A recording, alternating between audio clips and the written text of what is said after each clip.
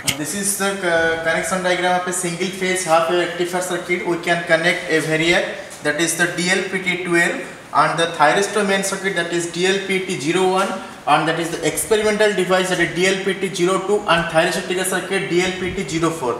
और यहाँ पर हमने DL-YB01 यूज किया to measure the output voltage.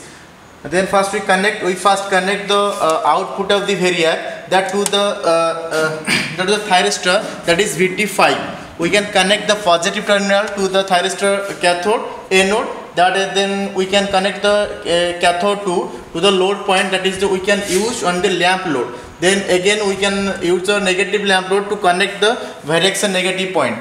Okay. Then we can vary the fairing angle and then connect the fairing angle, that is gate G1 and K1 to connect the thyristor VT5, that is terminal gate and the cathode terminal. We can just then again vary, that is the output voltage, that is showing in the digital voltmeter is 56. Again we can just vary some value, that is decrease the same voltage or decrease the voltage, that is 52. Again we can adjust the fairing angle, that is voltage can be decreased 41. Okay, so they are that is the waveform.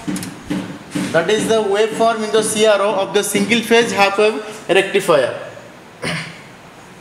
That is the angle. That angle is not proper showing. That angle is must be the fairing angle, that is 72. That angle is 72. But we can just vary the fairing angle kit.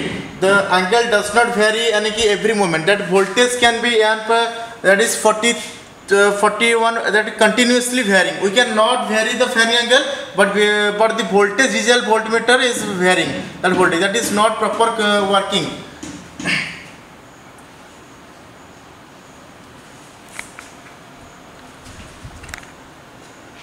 Again we vary. Then the voltage can reduce. The voltage again reduce. That is 24, 20. 29, 27, that is the angle we can adjust it.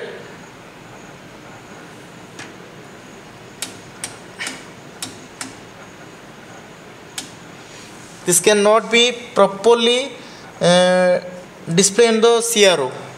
This angle is not properly displayed in the CRO. We don't identify the angle. What is the angle that can vary with the fairing angle in the thyristor triggering circuit? Thank you.